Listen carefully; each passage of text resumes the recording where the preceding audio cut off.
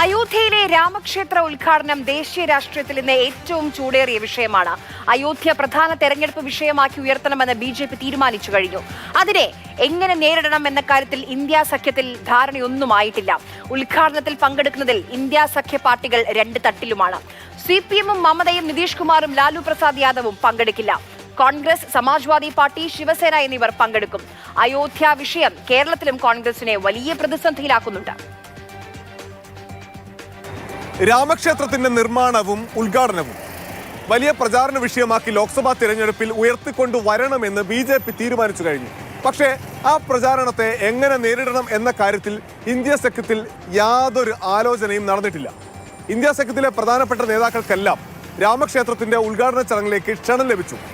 പങ്കെടുക്കില്ല എന്ന നിലപാടിലാണ് മമതാ ബാനർജി ഉള്ളത്. പങ്കെടുത്താൽ തിരഞ്ഞെടുപ്പിൽ അത് ദോഷം ചെയ്യുമെന്ന് വിലയിരുത്തുന്നുണ്ട് മമതാ ബാനർജിയും തൃണമൂൽ കോൺഗ്രസും. ലാലു പ്രസാദ് യാദവിന്റെ RJDക്ക് ബാബരി മസ്ജിദ് പൊളിച്ചതിനെതിരെ അതിശക്തമായ രാഷ്ട്രീയ നിലപാടുണ്ട്.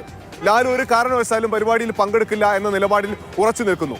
നിതീഷ് കുമാർ പരിപാടിയിൽ പങ്കെടുക്കില്ല, എന്നാൽ ഒരുപക്ഷെ പ്രതിനിധി സംഘത്തെ അയച്ചേക്കും. CPM ഈ പരിപാടിയിൽ പങ്കെടുക്കില്ല എന്ന് ഉറച്ചു പ്രഖ്യാപിച്ചു കഴിഞ്ഞു. We have decided that we should not be participating in this because of the manner in which it is being politicized and violating the basic fundamental principles. യഥാർത്ഥത്തിൽ ഈ വിഷയത്തിൽ കടുത്ത പ്രതിസന്ധിയിലായി പോയത് കോൺഗ്രസ് ആണ്. സോണിയാഗാന്ധിക്കും മല്ലികാർജ്ജുൻ ഖാർഗെക്കും ഒക്കെ പ്രധാനപ്പെട്ട നേതാക്കൾക്കെല്ലാം ക്ഷണം ലഭിച്ചു. സോണിയാഗാന്ധിയോ അതല്ലെങ്കിൽ ഒരു പ്രതിനിധി സംഘമോ പരിപാടിയിൽ പങ്കെടുക്കും എന്നാണ് പാർട്ടി ഔദ്യോഗികമായി വിശദീകരിച്ചത്. പങ്കെടുത്താലും ഇല്ലെങ്കിലും പ്രശ്നമെന്ന അവസ്ഥയിലേക്ക് കോൺഗ്രസ് മാറിപ്പോയിട്ടുണ്ട്. കേരളത്തിലെ കാര്യം മാത്രമെടുത്താൽ സമസ്ത, മുസ്ലിം ലീഗ് എല്ലാം കോൺഗ്രസ് പങ്കെടുക്കുന്നതിനെ എതിർത്ത് നിലപാടുള്ള ആളുകളാണ്.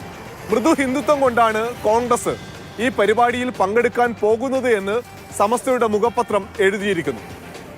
ആ വിഷയത്തിലെ ചോദ്യത്തോട് കോൺഗ്രസിലെ മലയാളികളായ ദേശീയ നേതാക്കൾ മുഖം തിരിക്കുന്നത് കാണാൻ കഴിയുന്നുണ്ട്.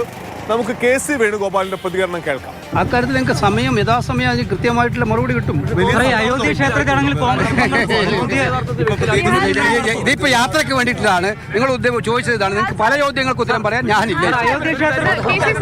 ഈ വിഷയത്തിൽ പക്വമായ നിലപാട് പറഞ്ഞ മറ്റൊരു കോൺഗ്രസ് നേതാവ് ശശി തരൂരാണ്. എനിക്ക് തോന്നുന്നത് വ്യക്തികളായിട്ടാണ് തീരുമാനം എടുക്കേണ്ടത്. ഈ കാര്യത്തിൽ നമുക്ക് രാഷ്ട്രീയ ദുരുപയോഗം ചിലവർ ചെയ്യും, അത് നമുക്കറിയാം. പക്ഷെ അതിനെ അങ്ങനെയല്ല കാണേണ്ടത്. ഞങ്ങൾക്ക് ക്ഷണമില്ല, ക്ഷണമുള്ളവർ അക്കാര്യം വിശദീകരിക്കട്ടെ എന്ന മുസ്ലിം ലീഗിന്റെ നിലപാട് കേരളത്തിൽ കോൺഗ്രസിനുള്ള മുന്നറിയിപ്പ് കൂടിയാണ്. ക്ഷണിച്ചവരോടാണ് ചോദിക്കേണ്ടത്, അവരാണ് എന്താ ചെയ്യാന്ന് മറുപടി പറയേണ്ടത്. ഞങ്ങൾ ക്ഷണിച്ചവരോ ക്ഷണിക്കപ്പെട്ടവരോ അല്ല, പിന്നെ ഞങ്ങൾ എന്തിനു വ്യക്തത വരുത്തുന്നത്? അക്ഷരാർത്ഥത്തിൽ ഇരുതല മൂർച്ചയുള്ള ഒരു വാളായി ഇന്ത്യ സഖ്യത്തിനും കോൺഗ്രസിനും മുന്നിൽ നിൽക്കുന്നുണ്ട് അയോധ്യയിലെ രാമക്ഷേത്രത്തിന്റെ ഉദ്ഘാടനം. ഡൽഹിയിൽ നിന്ന് അനൂപ് ദാസ്, മാതൃഭൂമി ന്യൂസ്.